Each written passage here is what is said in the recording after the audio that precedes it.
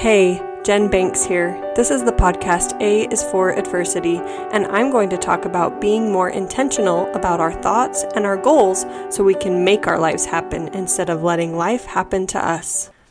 This is episode number 20, Self-Improvement with Kristen Merrell. The sponsor for this episode is Lee's Candies.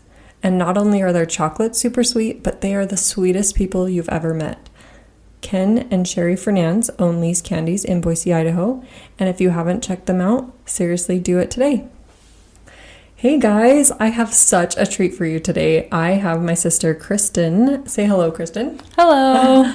On the podcast, and she's going to talk to us today about self-improvement. And she will explain more about herself in a little bit, but I am excited to have her as my first guest on this podcast. Okay, so Kristen, tell my listeners a little bit about yourself.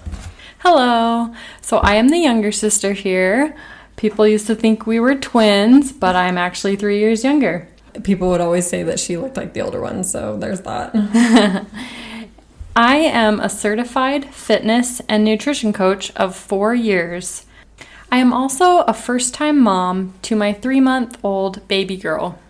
And fun fact, our babies were born 3 weeks apart. My baby Brant is 3 weeks older than her daughter Ashlyn. And this feels a little weird because I'm talking to no one, and this is my first podcast. But it'll be just fine. We're just going to pick her brain, ask her a few questions, and then it will be over with. This is real life. Maybe we'll show some bloopers at the end. To start with, tell me about a time when you feel like you improved personally. So for me, it was my journey into health and wellness. Because when I was younger, I did not realize it at the time, but I had a very negative self-body image. I would focus on things like, I have had too many treats today, or I need to lose weight. Mm-hmm. And it all began at such a young age that I didn't even realize the problem it was causing. Yeah, that makes sense. What was the hardest part about that self-improvement journey? I was trying to do it alone. That makes sense. So rather than focusing on collaboration, I was looking at it as a competition. Mm-hmm. So if we were looking at this like a race, it would be more of a marathon rather than a sprint to the finish. Because in a sprint, you're focusing on beating others or being better than others.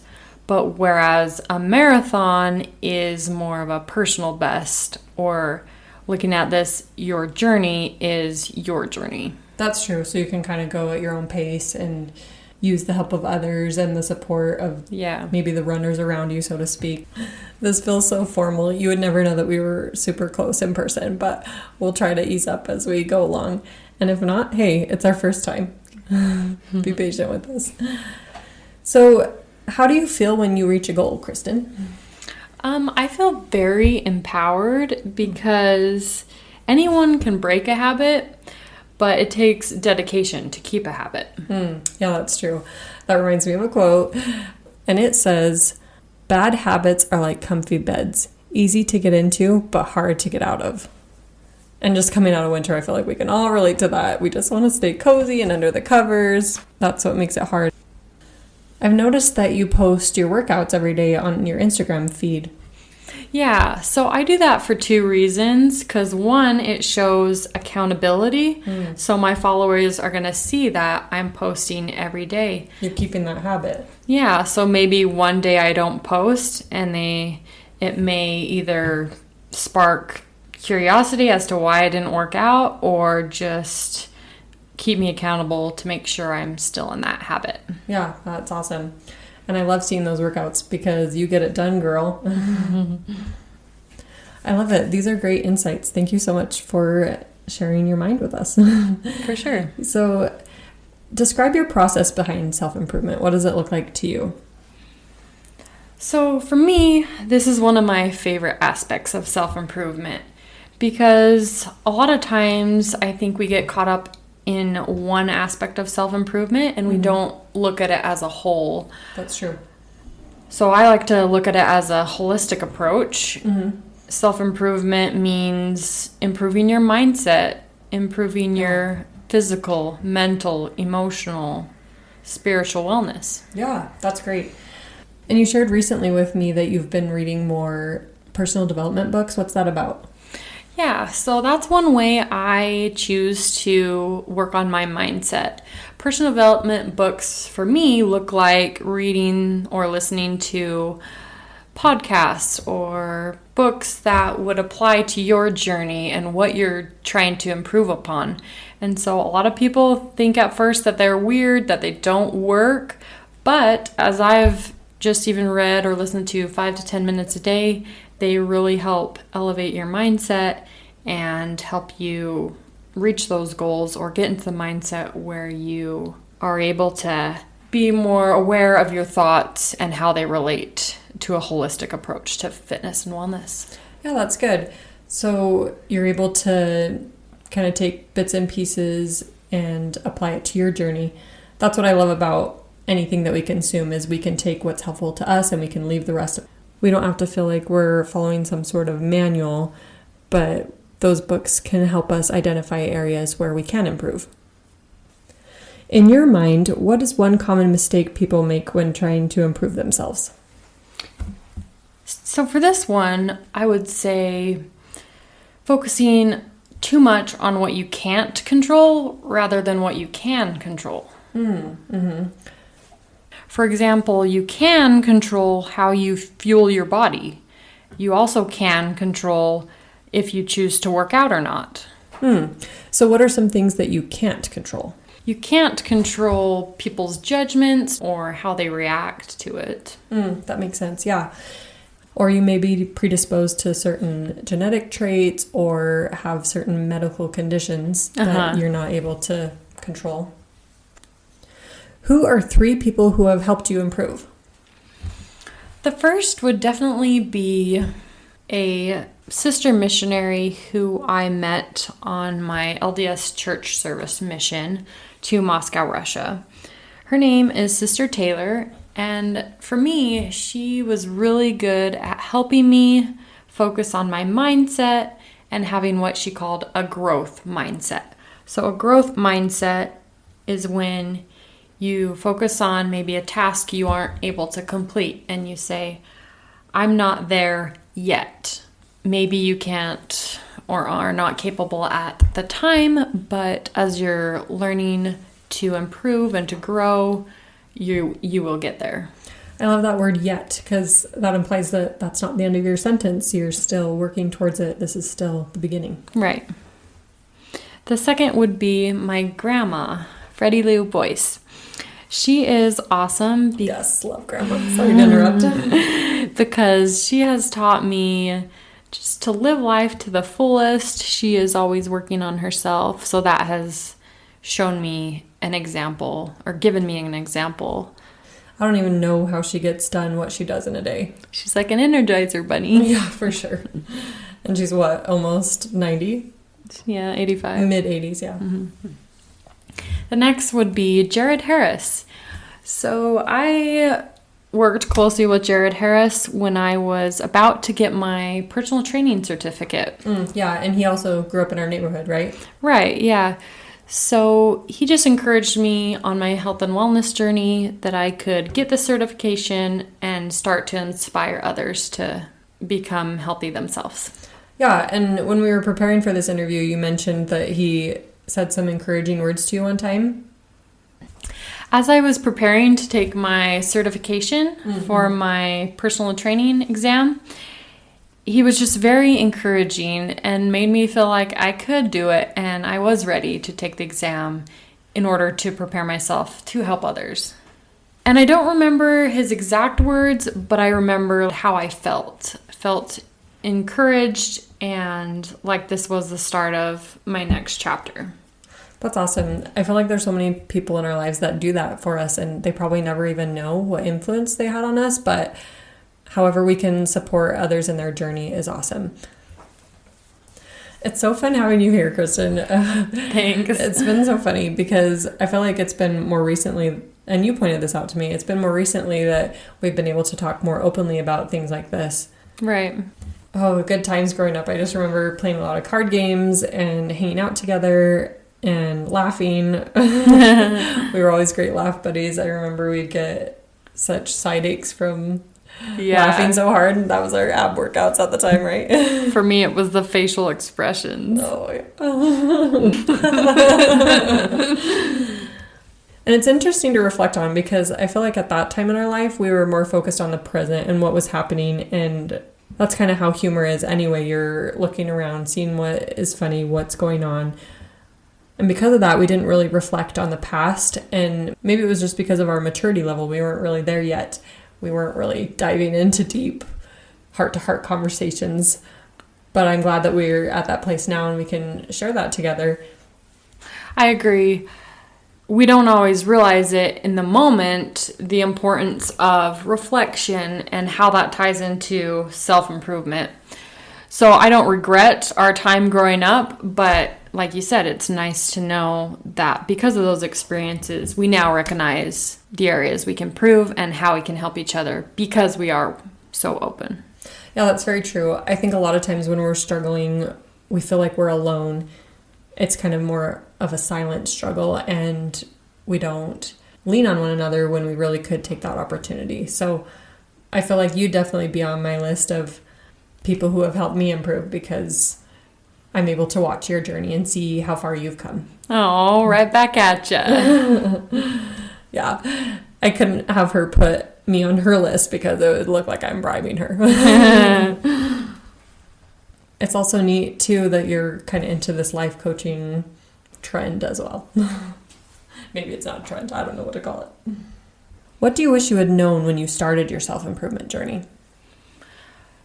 It is very important that we give ourselves credit for the small wins. Mm-hmm. So for me, if I got my workout in for the day, maybe that's a huge win because the night before I was super tired. And those small wins will build momentum, you know? Mm-hmm. Yeah, I've always heard of those small victories, and it's true. We need to celebrate those more, even if it's just drinking more water or eating one more piece of fruit that day. It's those little things that make a big difference.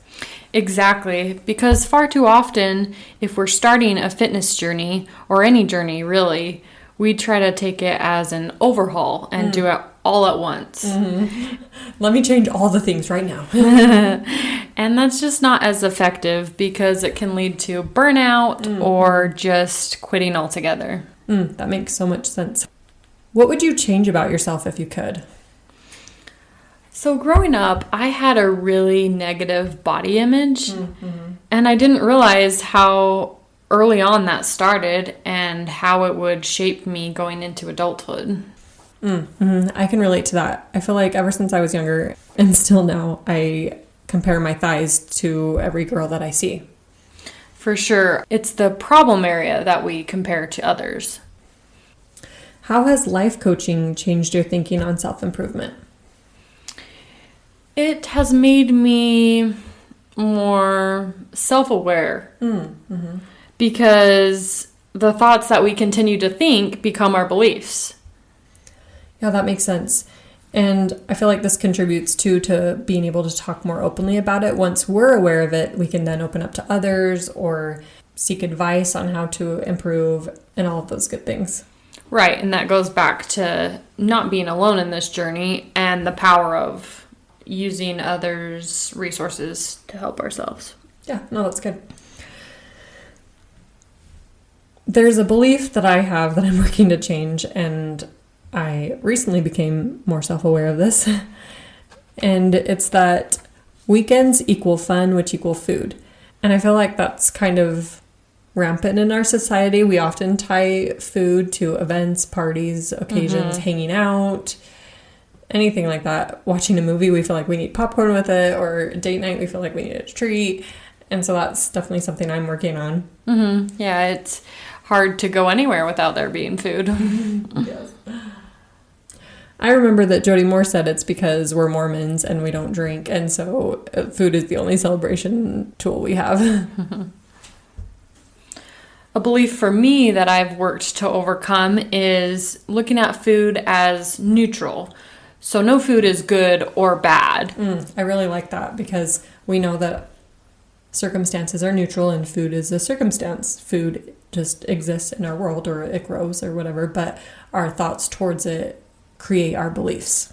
Yeah, so when I was growing up at a young age again, I would go throughout the day and someone would offer me a treat, but I would refuse, saying, no, I've had too many treats today, as if limiting myself to a certain number, viewing treats as bad. That's true. And what is too many anyway, because it's all relative. Right.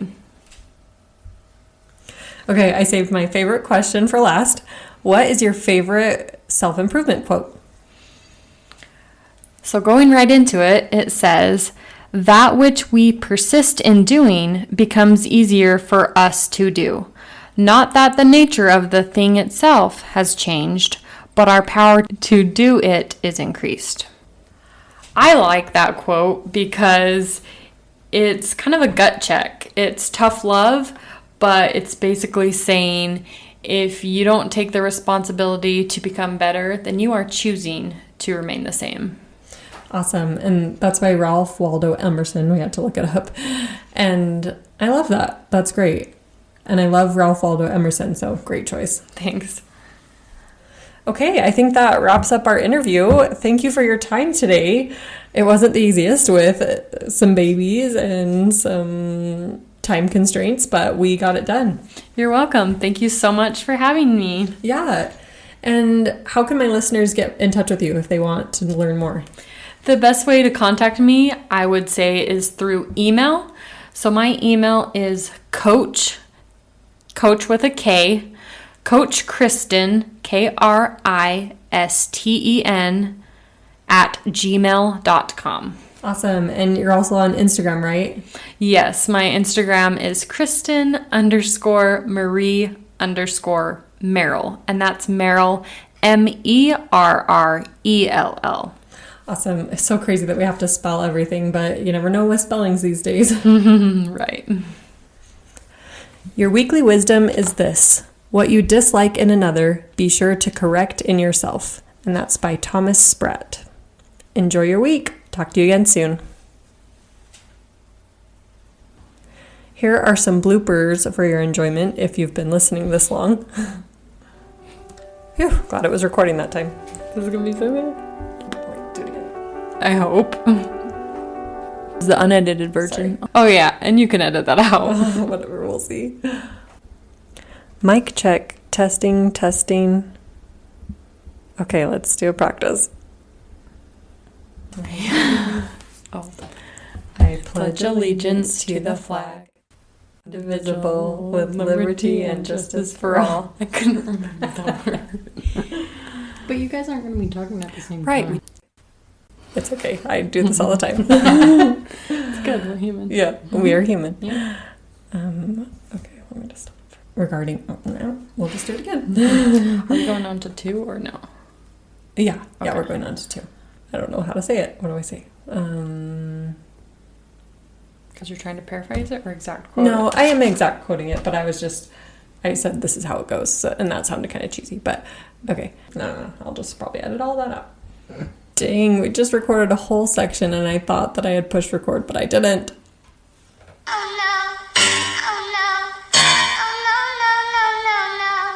So take 2. React to or... Yeah. It's okay, that's okay. What do you wish you... Sorry, I was thinking.